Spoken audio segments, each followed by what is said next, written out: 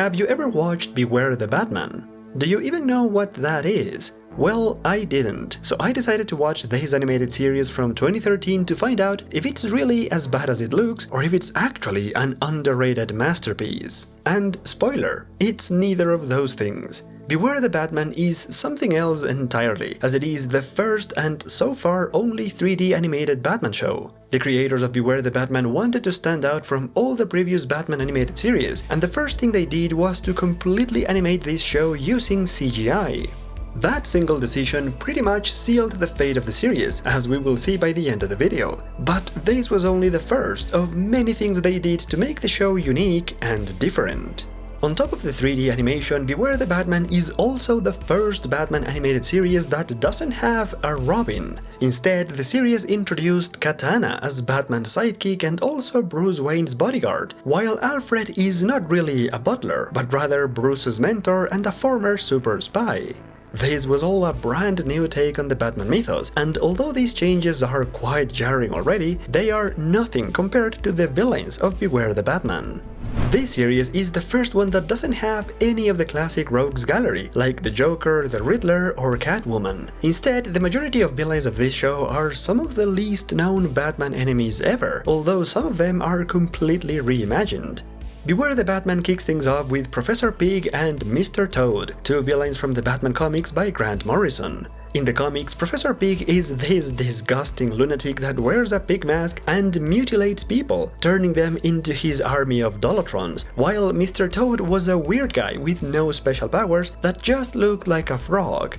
Both of these characters were created for shock value, but they are not meaningful characters in any way, and I only find them repulsive. But not in this series, because here they reimagined Pig as this sophisticated physician that is out to get anyone who destroys the environment. Basically, this pig is an aristocratic eco-terrorist that makes people pay for their crimes against nature, wearing a pig mask and fancy clothes, while talking and looking like Alfred Hitchcock.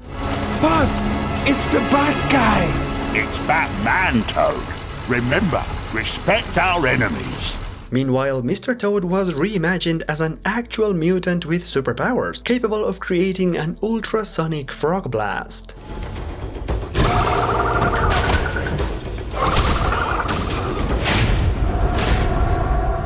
These new versions were so much fun and a lot better than the originals, but Batman already has a great eco-terrorist villain in Poison Ivy, who is also a lot more popular and more interesting than Pig and Toad. So why didn't they just use her instead? That kind of question keeps coming back when it comes to the villains of this show, because after Pig they introduced a new version of Magpie. The original Magpie is a weird-looking criminal from the 1980s, who only appeared in a couple of stories and was not seen again for decades until she appeared again as a dead body in 2006. In the few comics that she appears, Magpie is a thief, a kleptomaniac with an uncontrollable urge to steal shiny things, wearing a weird costume that makes her look ugly and sexy at the same time. All of those things were perfectly adapted in the show, but they also made Magpie fall in love with Batman and become rather seductive to him, and perhaps a bit too much for a show that was supposed to be for kids of all ages in Cartoon Network. But just with that little change to the character, they turned Magpie into Catwoman, as a thief who is romantically interested in Batman. In other words, this series tried really hard to introduce obscure and forgotten Batman villains, but they all ended up becoming just variations of the classic rogues gallery. Another example of that is the new version of Anarchy. In the comics, Anarchy is a young and rebellious teenager that puts on a red and gold costume to fight the injustices of society, attacking corrupt people and taking his ideals of justice into his own hands. Anarchy is a deeply philosophical and idealistic character that works as an anti-hero as much as a villain. Beware the Batman, however, decides to ignore all of that, probably because it's too complex for an animated series, and instead they reimagined Anarchy as a criminal mastermind, a dangerous terrorist that wants to see the world burn, capable of creating the most complex plans and puzzles to bring Batman down, and never get caught. This Anarchy is the smartest villain of the show, becoming the Riddler more than anything else. I hope I didn't blow you up. I just wanted to be sure I had your full attention. The character design of Anarchy also doesn't help, as he wears a fully white outfit complete with a cape and a hood that makes him look like Moon Knight, which is such a shame because this is the first animated version of Anarchy, and it's nothing like the actual character. Then they introduced Humpty Dumpty as a dark and vengeful criminal that wants to kill anyone that he considers his enemies. And that's a very weird take on Humpty, because in the comics he is not even a proper villain. Humpty Dumpty is really just a mentally broken person with a compulsion to fix things or people, to the point where he starts creating trouble instead of helping. And it's precisely because of that Humpty Dumpty is not a very interesting character, which is why he barely has any comics, and that's one of the big problems of the show. Beware the Batman wanted to be so different and unique that they put in a bunch of Batman villains that were not even successful in the comics to begin with and that nobody wanted to see, like Tobias Whale or the Cypher. You gotta appreciate the effort, but they were scraping the bottom of the barrel of bad guys just to avoid using the more popular Batman villains, which obviously didn't work. And it seems like the people in charge of the show eventually realized that this was a problem, so they started introducing more recognizable villains midway through the series, starting with the League of Assassins. These villains were slowly introduced in a handful of episodes, starting with a lesser-known villain called the Silver Monkey, who is also a lot better in the show than the original. The Silver Monkey is another super obscure villain from the comics who is a very skilled martial artist, but the problem is that he only works as a henchman for other criminals and nothing more. In this series, however, the Silver Monkey is an elite member of the League of Assassins and one of the deadliest fighters in the world. The moment he shows up in Gotham, the series becomes a lot more interesting, setting the stage for the introduction of the new leader of the League, who is none other than Lady Shiva. Lady Shiva is the first well-known villain that appears in the series, and personally I think this is the best version of Shiva ever. She is not only the fearsome martial artist that she is in the comics, but also a master strategist, a cunning manipulator, and also insanely hot with a unique character design. That is a killer combination, and the best part about her is that her entire master plan was to revive Ra's al Ghul, introducing like that the most popular Batman villain of the series in an epic 3-part storyline, becoming the biggest saga of the show. Without a question, this is the highlight of the series, as it not only introduces Ra's but also presents Barbara Gordon working alongside Batman as Oracle. It definitely feels like the creators of the show were slowly building up to this moment for the first half of the season, and after the first 14 episodes, the quality of the series improves a lot. This is mostly because in the second half of the series, the show had an actual storyline to follow, and also introduced some of the more popular Batman villains like Killer Croc.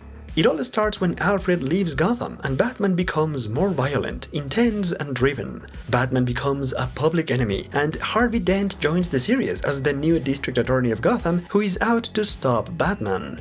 Now, instead of having separate episodes for each villain, Harvey Dent becomes the main antagonist of the show, working alongside Anarchy as well as hiring Deathstroke, who becomes the main villain in the final episodes. Batman not only has to fight all of the villains now, but also the special forces of Harvey Dent, and he tries to do it all by himself, pushing away Katana and Oracle as he becomes more irrational and solitary.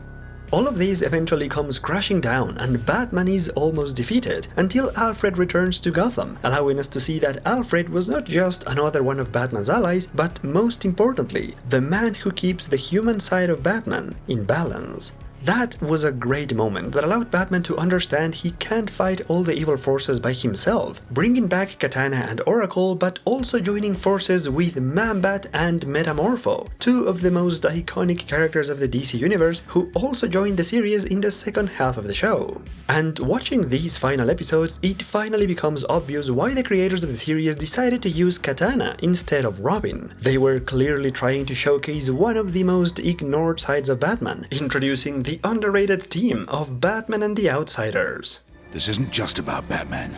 It's about Gotham, and these outsiders who've risked their lives to help you continue your fight. Beware the Batman would have been so much better if Batman and the Outsiders became a team early on in the series instead of waiting until the very final episode to introduce them. The same thing happens with Harvey Dent, who also becomes Two-Face in the final episode, but we don't even get to see his face at all. That was one of the main problems of the series, waiting until the show was almost over to start making things interesting, but never going all the way. And that's too bad, because this final episode was clearly setting the stage for Batman and the Outsiders to fight against Two-Face and Anarchy in the second season of Beware the Batman, something that absolutely never happened. The creators of the series were maybe too optimistic about their show, because the series didn't even reach the first 12 episodes before it was taken off the air. Cartoon Network removed the series only 3 months after it started in 2013, turning this series into the biggest flop of Batman animated shows.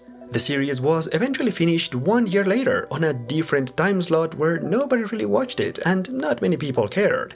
And it's because of that Beware the Batman became a critical and commercial bomb for the network, so any future plans for the series were immediately cancelled. And all of this happened because of the many problems the series had, like the number of D-list villains in the majority of episodes, and the way that the good stuff was delayed until the second half of the show. But the biggest problem was, without a question, the 3D animation. Even though it was an interesting new idea never done before, it was also the main reason the series felt weird. Every episode feels off. They have this uncanny feeling that there's something missing, but you can't tell just what it is. At first, I thought it was the voice acting, because this has to be the most boring and uninspired voice acting out of all the Batman shows. Anything I should know?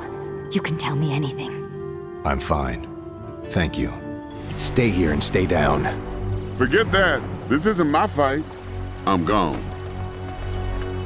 Then I thought it was the music, which is so strangely quiet and minimalistic that it might as well be non-existent. But then I finally realized that all of this weird feeling was because of the animation. Beware the Batman came out in 2013, and it was the first animated Batman show since Batman the Brave and the Bold ended in 2010. That show was a wonderful showcase of the bright and colorful Batman, and that's why Beware the Batman decided to go in the complete opposite direction, presenting one of the darkest, most serious versions of Batman in animation. And following that idea, the show presented minimalistic character designs, full of darkness and with a very limited color palette. The general art direction of the show was very dark, shadowy and desaturated, which makes the series feel lifeless, and it's the main reason why Beware the Batman could never compete with the other superhero animated series around the same time. Now, with all of that said, the actual animation of the characters, the fighting, the movement and the big action scenes were actually pretty good. It's clear that a lot of effort went into animating the movement and the fighting scenes of the series, because these moments look fantastic. I especially like the fight scenes with Katana, Magpie, Lady Shiva and Deathstroke, as all of them look great in motion, even more so than Batman himself. Those moments definitely steal the show, but the series does not only have action moments, it also has quiet scenes of conversations, of dialogue and detective work, and unfortunately it's in those scenes that the real cracks and the stiffness of the animation start to show. The producers of the series have gone on record to say that creating a fully CGI animated series was very expensive, as the production team had to build 3D models of the entire Gotham City on top of animating the main characters. All of that was already expensive enough, and the producers simply ran out of money and manpower to fully animate background characters, which is why this Gotham looks weirdly empty all the time. Many episodes take place in the middle of this Gotham, and there is nobody there at all. It's just empty streets and empty buildings, so the idea of Batman fighting crime doesn't really work, because we never see who exactly he is fighting for. And even though this problem got a little better towards the end of the series, by that point it was already too little and too late, just like everything else with this show. Beware the Batman was a strange experiment, where they tried to introduce new elements to the Batman mythos and animation across the board, and all at once. Unfortunately, this is one experiment that should have never left the lab, because in their effort to make the most different and unique Batman animated series, they ended up creating the most forgettable one. And I'm sorry to the 10 fans of this show out there, but that is really all there is to say about Beware the Batman. And now that you know what this thing is all about, my job here is done. I'm gone. So thank you all so much for watching this short video, and a special thanks to Thomas Murray, Wallscaler Batman, John Papp, Marco Daniel, Discarded Owl, MP, Rocco, Diego and VideoGamer75. Thank you all so much for watching, and until the next one, Godspeed my friends.